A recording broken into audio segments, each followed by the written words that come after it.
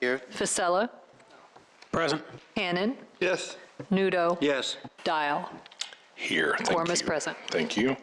At this time, I'll ask for a motion and a second to approve the agenda for today's meeting. So moved. Second. It's been moved and seconded to approve our agenda for today's meeting. All in favor? Opposed? That motion carries. I don't see anyone in our audience. We don't have any kind of correspondence or anything. Very good. No audience participation. Our next item will be approval of our board meeting minutes from our open session of March 29th, 2023. I move that the minutes be approved as distributed. I'd second that. It's been moved and seconded to approve the minutes from March 29th, 2023. Al? Question, I'm sorry that I missed that meeting, but I had one question about the travel policy, or a comment, and that would be that we insert a statement of recommending very strongly that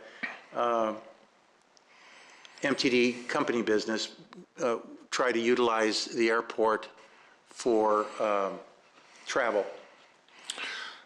So, Willard, to use Willard. Yes, thank you. So we want to add an addendum to that. We can take some action on that maybe next month as an agenda item. But just something to consider and talk about. Appropriate. I think it's a good trend to, for other organizations to do the same and support the airport. I'm on that advisory board, and it would be very helpful to have that support. Yeah, and that already is our practice, and so this would just be taking our practice and putting a line in the travel policy, kind of codifying that. So it's easy enough to do, and we can bring that back for your consideration next month. Very good. With that addendum to the meeting minutes from March 29th, I'll ask for another motion and second on that addendum to what we're going to do. Margaret? Second. It's been moved and seconded to approve the meeting minutes with potential addendum.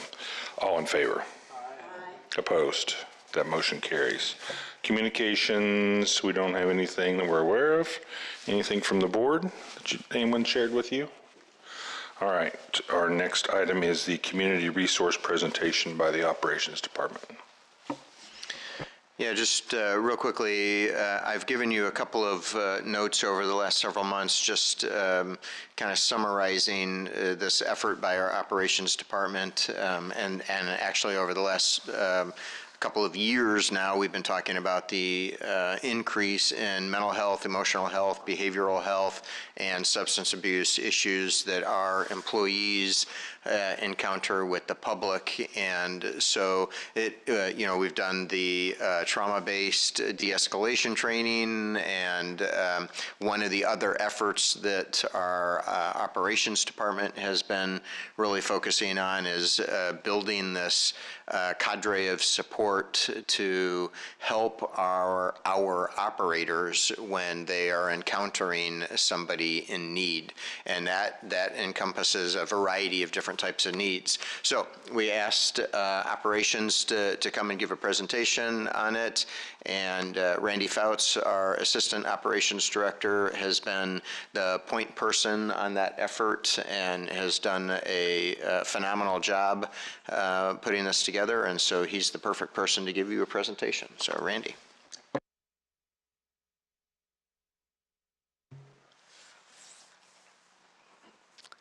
Do we have slides up? You see that? Tech, can we get this presentation up?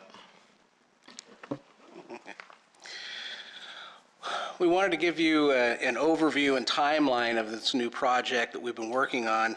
This past year, we developed a partnership with many community agencies to assist our operators, basically, in dealing with people who are unsheltered or have substance use or mental health issues. It all started, next slide, please. It all started during the pandemic. There we go. All started during the pandemic lockdown in 2020. If you remember back to that, the pandemic, it created a lot of fear in a lot of people. And we saw that in our operators especially, because for a lot of our operators, it appeared to them that the only people who were out and about through the lockdown were them and those without homes. And we'd always had unsheltered passengers and patrons using our buses and facilities, but because of the lockdown, we had a greater awareness of this population utilizing our services. Unfortunately, some of our unsheltered community are also dealing with mental health issues or substance use issues, and that can lead to disturbances both on the bus or in a facility.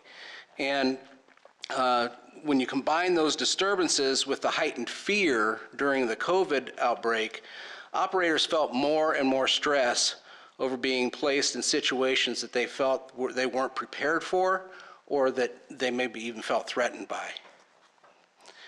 In fact, in 2020, we did a survey of our employees, and it showed that 95.9% of our operators were concerned they were not properly prepared to de-escalate people before or during a mental health or substance use crisis. But then as we started to dig into that a little bit and look deeper as to how to help the operators with that, we learned that the lack of access to resources intensified these fears and continued to allow the problem to cycle. If a disturbance occurred, the operator would just put up with it as long as they possibly could and then call for a supervisor. The supervisor would remove them from the bus or from Illinois Terminal, and that would be that. But since the person in crisis never got any help for what caused the crisis in the first place, they'd just continue on their day moving from bus to bus, still in crisis or potentially going to be in crisis. And eventually our supervisors would be called again and kick them off again, only to have this cycle continue. And if you'll also remember back in 2020, this was the year that the police started being limited in what they were going to be allowed to do. Calling the police most likely would not result in an arrest, so there was no way to stop the cycle. And our operators and our supervisors felt helpless and vulnerable. So we started a conversation with Champaign County Mental Health to come up with answers, and with their help, we developed the mental health and de-escalation curriculum that Carl just alluded to, that we taught to operators and supervisors. And the hope was that we could increase the confidence of our operators and alleviate some of their fears to work through the immediate crisis.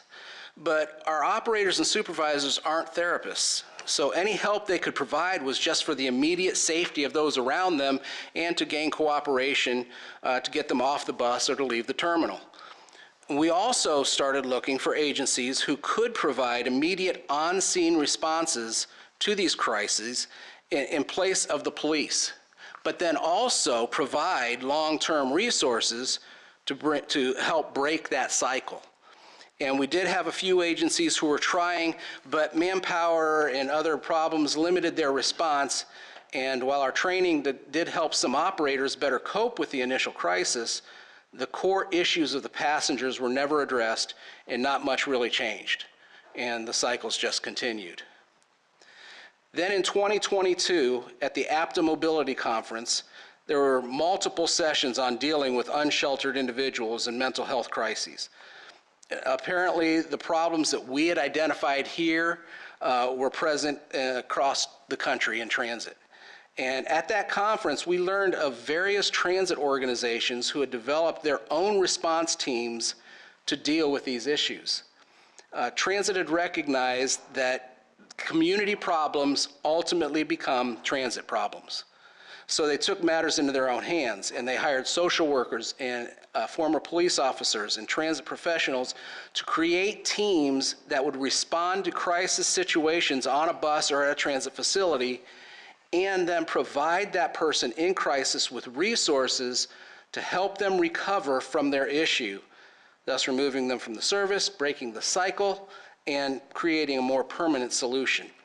And interestingly, these teams were all paid for by the transit agencies. They were literally transit employees. So following the conference with a renewed spirit, we came back and started meeting with different agencies locally to see if They had anyone they could contribute to a response team or provide services for someone in crisis. And as we met with these agencies, they introduced us to more agencies, and we soon discovered that there are a number of resources in Champaign County already. We found we didn't need to hire our own team. We just needed to get all the agencies working together. And their biggest issue, interestingly enough, was transportation to the resources which we could provide. So we first started working with the local police departments because they had started hiring their own social workers to ride along with them, and they could be our initial responders. And our supervisors were then made available to the officers to transport individuals who needed services, so they didn't have to transport them in a squad car, which oftentimes would escalate a person as opposed to de-escalate. And in the process of our cooperation with the police, the departments, we became true partners with them. And they even came to several of our operations meetings to introduce themselves to our supervisors so that everybody knew who we were working with. And that was big. But the greatest assistance in 2022 was the opening of Strides in December. Strides is what we call a low barrier shelter. As a low barrier shelter, they can accept anyone and everyone with very few exceptions. Shortly after the Strides opened, we learned of another resource called the Living Room, which is run by Rosecrance, the local mental health facility that also works with substance users. But what that meant is that supervisors now had access to 2 locations where they could transport a passenger who's in mental crisis or who's intoxicated and causing issues. And these new options changed the way supervisors communicated with passengers in crisis, and it provided hope for operators in getting help for their passengers. Last month, we asked each of our supervisors to talk to their operators in their supervisor groups and get their take on the measures that we had implemented. And obviously not enough time has passed for the operators to really see the benefits, but knowing that there was help on the horizon gave them hope. And there are now options where before there was nothing. So in fact, we had a compliment came in just 2 weeks ago from a passenger who watched an operator de-escalate another passenger who was in crisis, because it's an attitude change that our operators see in our supervisors when dealing with passengers, and then they mirror this when they are dealing with their own passengers. It's an attitude of providing help to those who in need, which benefits everybody. So what's next? Strides has been so successful in meeting needs of the unsheltered in the community, they've run into some capacity issues. We need a plan B to handle overflow at Strides, especially in bad weather. In fact, we were called upon several times this past winter to provide warming buses for Strides for the overflow. And we're happy to help them out in these emergencies, but we're working with agencies throughout Champaign County to try and come up with a better plan for additional space. See, MTD specializes in transportation, not housing. We can't provide social services for those on our buses, but we can get the overflow crowds to the agencies that can. We've been working with all of these agencies to encourage each other, each one to provide the services that they specialize in. And every month we come across someone else who can provide more. But we still have needs. Along with the limited places to physically put people, we have limited volunteers to supervise those facilities after hours. We're working on it. In fact, the Salvation Army had volunteer training earlier this month and specifically mentioned MTD's efforts and the need for everyone to work together to provide for this community. So that's where we are currently. New things are happening all the time. So what questions can I answer for you? Questions for Randy on what they're working on here? It's pretty impressive. It sounds like you've got a great start and obviously more work to do, but I think you're on the right path, so that's great. Go Go ahead, Bruce. I want to compliment you. This is fine work. Really solving a difficult social situation. Thank you. Thank you. I was just going back, your slides that your agencies that you're working on, is the School of Social Work on campus or anybody integrated into this at this point, or is that even a possibility? Well, it's a possibility. Somebody else has mentioned that as well. In fact, Okay. Cunningham Township, when we met with them, they brought that up, that they're one that we're going to try and approach. Sure. Okay, great. Well, thanks for your presentation, Randy. Anyone, any questions? Thank you. Well, with that, we will move into the Managing Director's report. And Brianna has arrived, so thanks for being here today, Brianna. All right. Thank you, Randy. That was a good presentation. This statistical overview is for March of 2023, so we'll be comparing it to March of 2022. There were 855,518 rides this March. That's 12% higher than last March, but it is 24% less than March of 2019, pre-pandemic. So, you know, we still are seeing that little bumpy up and down, although it's generally trending in the positive direction. You can see in the next slide. Sorry, did I skip? Yeah, year to date. Let me give that real quick. That's a 16.6% increase over last fiscal year. Then the next slide.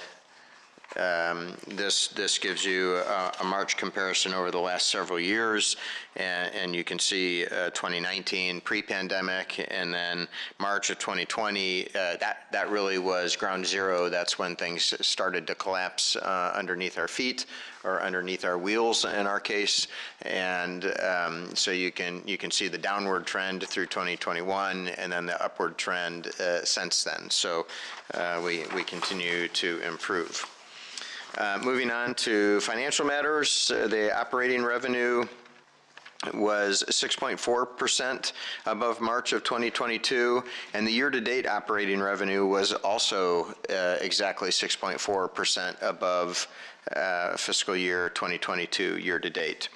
The operating expenses, we saw a 12.2% increase over March of 2022, and a 7.10% increase on a year-to-date basis from this fiscal year to last fiscal year.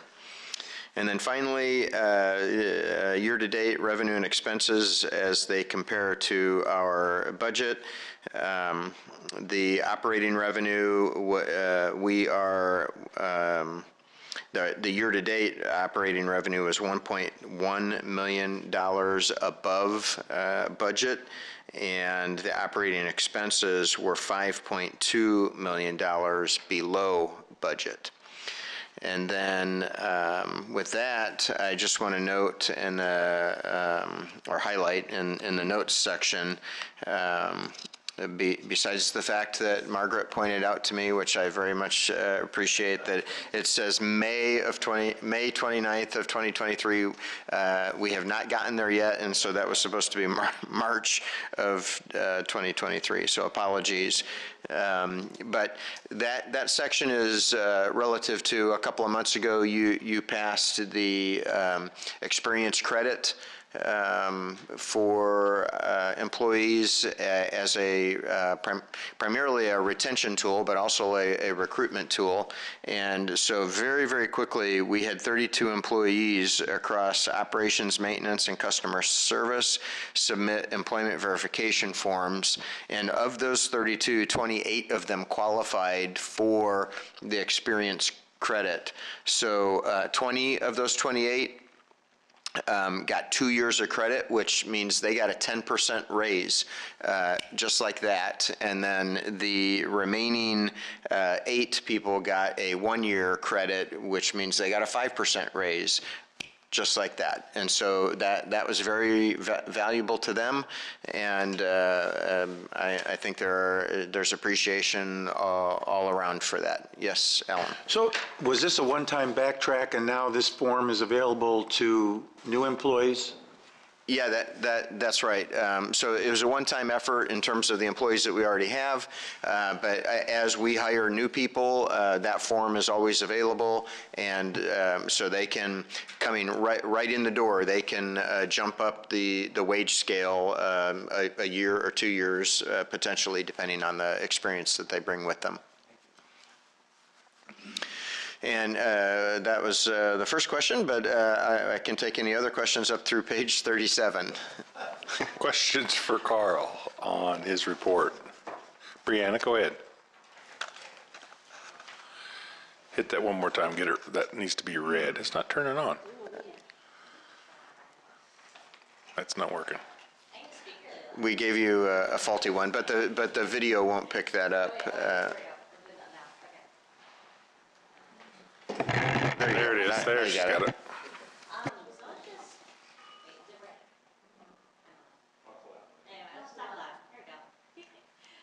So I was just curious, because I don't think I've ever asked this question before, but for like the increase in ridership, is it like when the decrease in ridership happened, was it like an even disbursement, or was it more like certain areas were impacted more than others? So I'll repeat your question so people viewing it online can hear it. You're asking if when we saw the precipitous drop in ridership with the shutdown in 2020, did that happen across the board, or were there areas that were impacted more than other areas? Yeah, that, and also kind of like as the ridership is increased. The rebounding? Okay, so the drop and the rebound. So, I mean, the drop actually both the drop and the rebound are occurring across all segments, but there are areas that had a more rapid change. So when campus shut down, you know, I'm maybe exaggerating a little bit for effect, but only very little. The campus ridership just disappeared. I mean, it essentially went to zero. But then when campus opened back up, it came back. Now, it didn't come back to 100%, but it roared back. Interestingly, when we lost the ridership, it didn't go to zero. The retainage of ridership and the community on the community routes was higher than the retainage for the campus routes. But it is coming back more slowly. So we didn't lose as much, and it's coming back a little more slowly. Mm-hmm. Additional questions for Carl? Go ahead, Al. Page 17, one comment and two comments and one question. I noticed on the adult pass revenue, we've had conversations about this before. Our revenue has year-to-date against budget, or against last year-to-date, is up substantially, which is great. And we've said all along that the passenger revenue is not as meaningful as the federal and state fund revenue sources. And I keep wanting to see us get more annual pass revenue. And I'm wondering, if I look at full adult fares, which is up substantially too because of I don't know how we try to reach people who are on the bus paying regular fares to sign up for the passes. I'm assuming that it goes through online. Is it mostly online passes, or people coming into the Intermodal Transportation Center? How do they sign up for passes? It's a combination of both of those things. We have actual physical passes, and so somebody can come into Illinois Terminal and buy a monthly or an annual pass. And actually get a physical card. But we also have a mobile pass for your phone that you do through an app called Token Transit. And we also would like to drive people not only to passes, but even more specifically to the mobile pass, primarily because if people are buying, just as an easy example, a monthly pass for $20.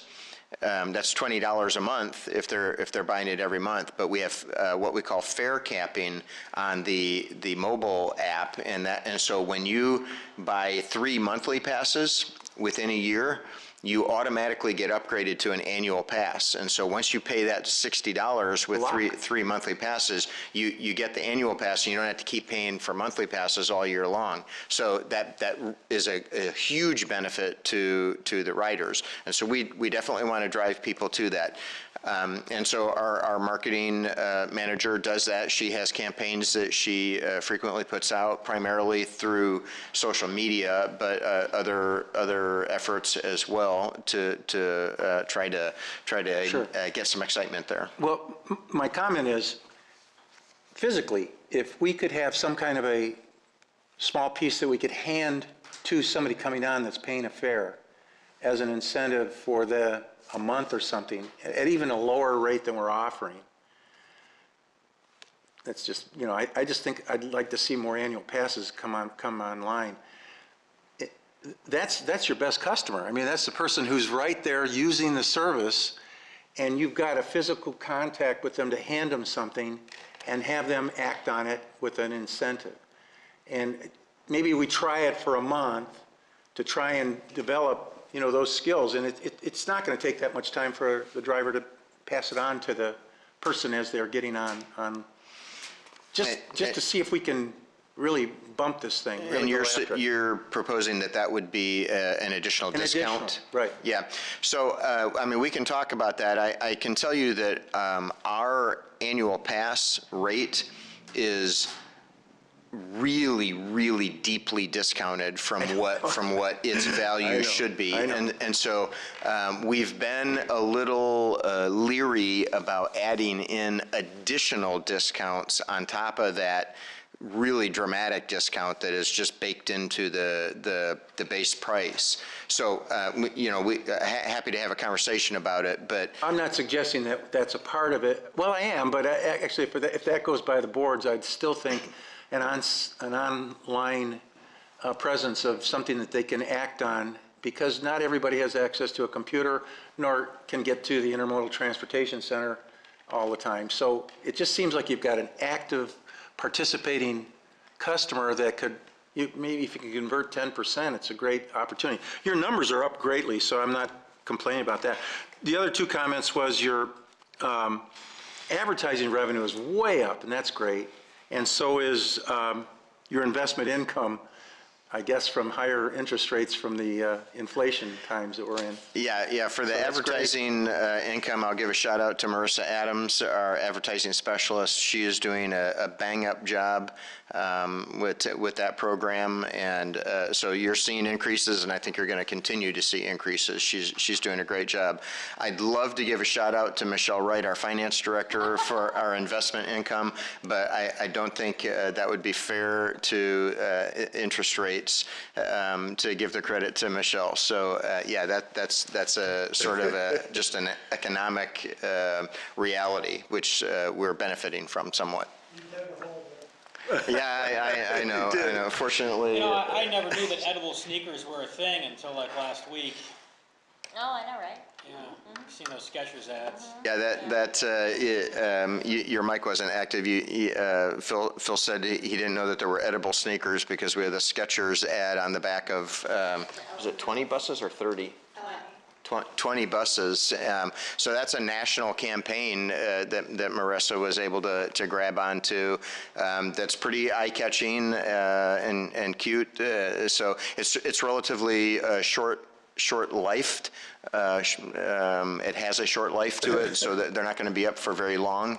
But I think they have liked it, and I know that we have. So hopefully we'll be able to do more with them and get some additional national advertisers.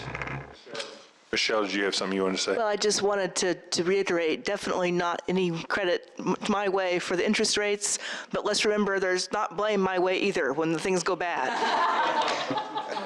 Amen. That is totally fair. And Bruce, did you have something? Yeah, I recall that in past presentations you've made, there is a breakdown of writers. And the student writers, I recall being in that list. And they're not there now, and I just remembered that. No, Her they- question brought that up. I thought, oh, well, all she has to do is look through the volumes of pages. No, it's not here anymore. Yes, it is. is? If you look on page 9 9? in your packet, that has a breakdown, excuse me, that has a breakdown of the ridership types. So, Oh, sorry. Sorry.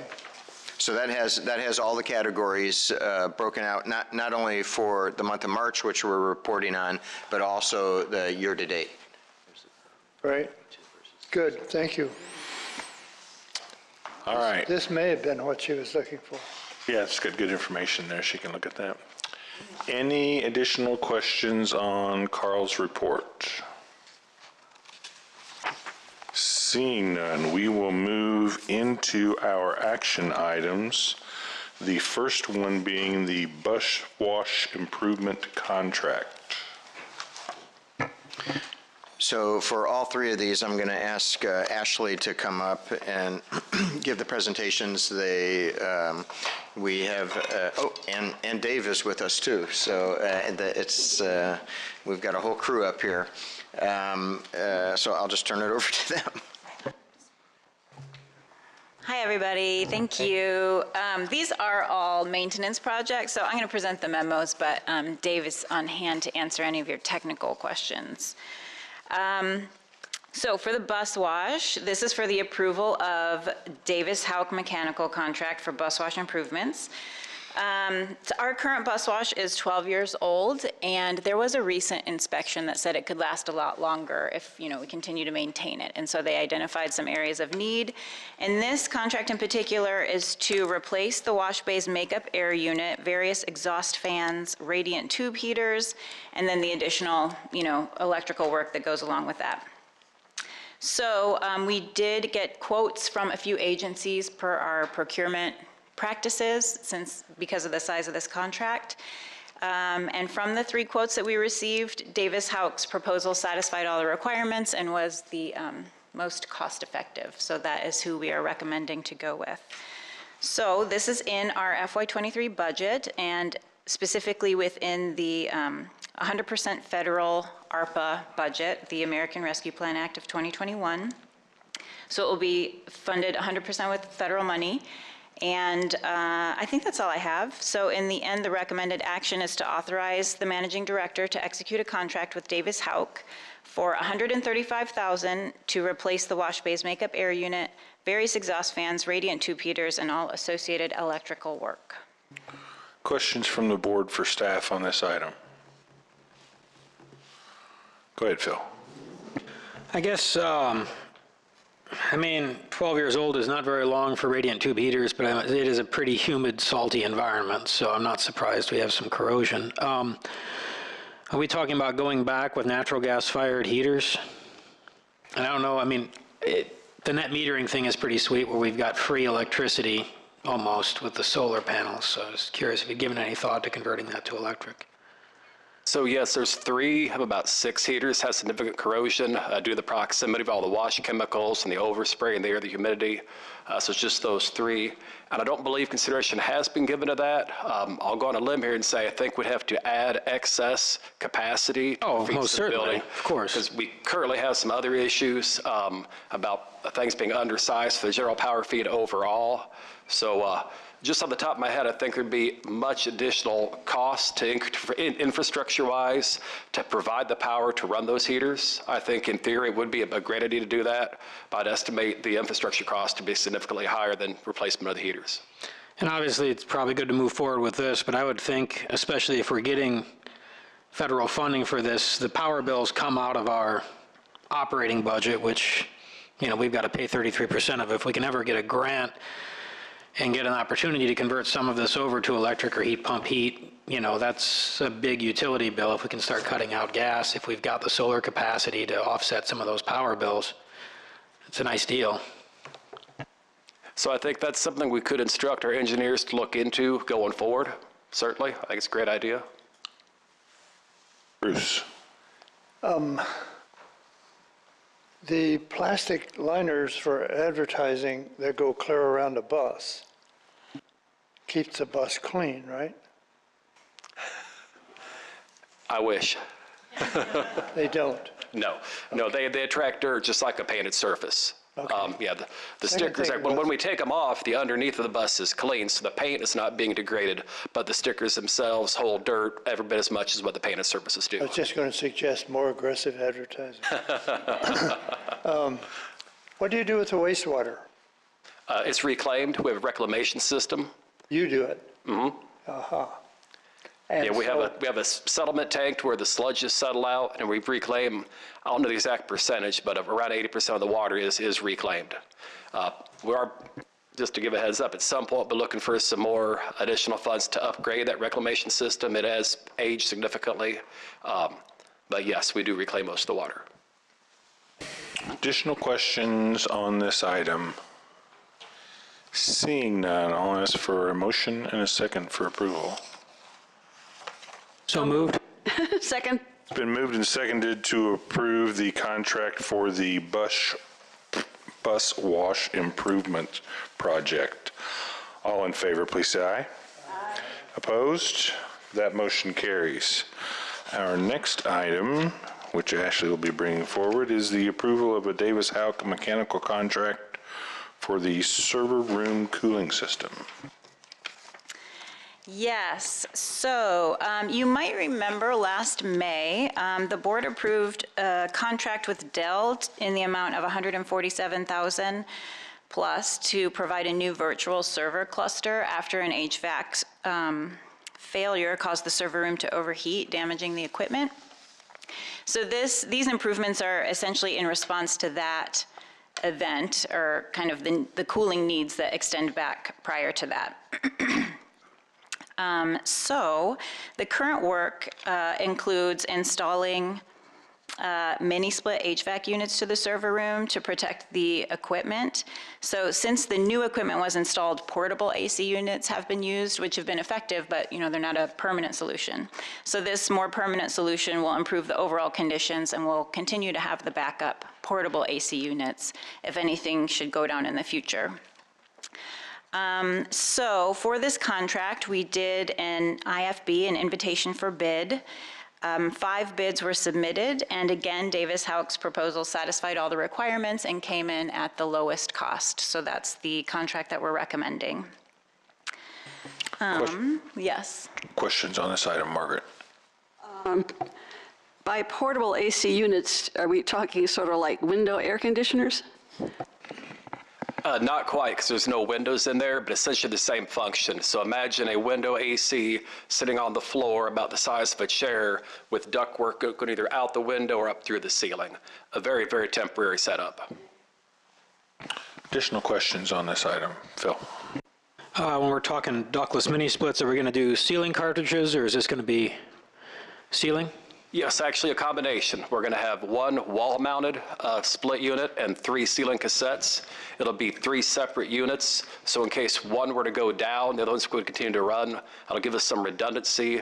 The biggest thing now is all our eggs are in one basket with the current rooftop unit that also serves control, so we have to artificially lower temperatures to keep the server room cold and run my boilers hotter to keep control from freezing out. So this will give us really good redundancy. Are any of the ceiling cartridge units above equipment? Great question. I made sure they weren't. That's good. Yeah, if the condensation pump goes out, you're ahead of me. No, very, very correct. I worked with GHR to make sure all the units were against the north wall, and that if any of the condensates were to go down, and there actually is a PVC plumbing drain right in the middle of the room, so the runs for the condensate pumps would be very short. But great point. Want a job on facilities? Additional questions on this item? Seeing none, we'll ask for a motion and a second to approve the mechanical contract for the server room coolers. I move we approve the contract for the server room coolers. I second Margaret's motion. It's been moved and seconded to approve this contract with Davis Houck. All in favor, please say aye. Aye. Opposed? That motion carries. Our next item is the approval of the Goodyear lease contract for bus tires. Ashley. Okay, so lastly, our current contract with Goodyear will expire June 30 of this year, and so we need a new contract. To supply all of our tires, this includes just the bus fleet tires, to include all of the tires we need for the fleet, as well as extras on hand. This also includes disposal of tires when necessary. So we released a request for proposals on January 23. We had an evaluation committee, and there is another memo on page 45 after this memo with some additional information from the evaluation committee to review the proposals that were submitted. There were just two proposals, one from Bridgestone, one from Goodyear. Ultimately, they decided that the experience, reporting processes, and competitive pricing made them want to recommend the new contract be with Goodyear as well. So this is funded with operating funds, 65% state, 35% local, and that would go into effect July 1 of this year. Questions for staff? Bruce. What is the mileage on the average tire when we retire it? That's a great question. I don't think I could answer it. I don't think any of us are going to be able to answer that off the top of our head, but also I think that there's not just an answer to that question. It's going to be a different answer based on what type of bus it is and the type of tire that's associated with that bus, but even different operators can lengthen and shorten the wear and tear on a tire. So it's going to be all over the place. We can probably get kind of an average for you. That's what I was asking. And I can, don't know it off the top of our head, but we can come back with that answer. Thank you. Phil. And I mean, the beautiful thing about a tire lease is we pay by the mile. So if they give us tires that don't wear quite as we expect, we're paying by the mile, not by the tire. I mean, I sent this to a couple of friends who do tires in town, and their opinion is there's no money to be made on tire leasing. It's really, really good pricing we get from the manufacturers. So I think this is a good deal. And daily reporting would be insanity. So this is good. Additional questions on this item? Seeing none, we'll ask for a motion and a second for approval. I move that we approve the leasing contract for bus tires from Goodyear. I would second Margaret's motion. It's been moved and seconded to approve the leasing contract with Goodyear Tire. All in favor? Aye. Opposed? That motion also carries. That was our last of our action items for today. Our next regular board meeting will be Wednesday, May 31st, 3 o'clock, right here at Illinois Terminal. But at this time, we will be moving to closed session to consider the appointment, employment, compensation, discipline, performance, or dismissal of specific employees of the district, and to consider litigation which is probable or imminent against the district, followed immediately by adjournment. At this time, we'll ask for a roll call to move to closed session. Chaplin? Yes. Delgado? Yes. Vasella? Yes. Hannon? Yes, as much as I'd like to keep on going here today, yes. Well, we're going to keep going, just in closed session. Nudo? Yes. Dial? Yes, that motion carries. At this time, we will take about a 2-minute break to clear the room and get everybody out of here so we can move to closed session. Thanks.